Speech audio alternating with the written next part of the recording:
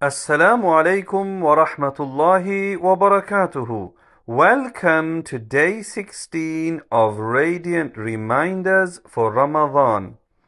So in the last few days we have talked many times about asking Allah subhanahu wa ta'ala for forgiveness, about tawbah and another stage of tawbah, inaba. Today I'd like to talk about asking forgiveness from people, your friends, your family, your relatives, maybe from your parents, or parents need to ask forgiveness from their children, and particularly in relation to marriage, your in-laws, your mother-in-law, your father-in-law, your sister-in-law, your daughter-in-law. When families get together, you live together, no doubt there's going to be a bit of friction, a bit of turmoil. Sometimes people can get upset, hearts can get upset, we all make mistakes. We say things maybe we didn't intend to do, or it was said in the wrong way. So throughout the year, malice and hatred can build up in the heart. Ramadan is a time to clear the rancor, the malice, the hatred. Now Allah subhanahu wa ta'ala mentions in the Quran, فَمَنْ عَفَى وَأَصْلَحَ فَأَجْرُهُ عَلَى اللَّهِ, that whoever forgives and changes himself, then his reward is on Allah subhanahu wa ta'ala. I mention this verse because people often ask, do I have to forgive everybody?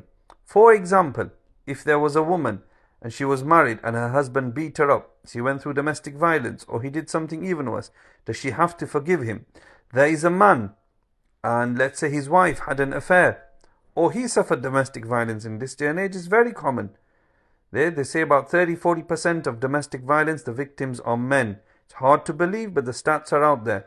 So if a man was abused by his wife and he didn't want to forgive her, do you have to forgive? So the Quran says, if somebody oppresses you and then they change their ways, meaning they rectify themselves, you should forgive them.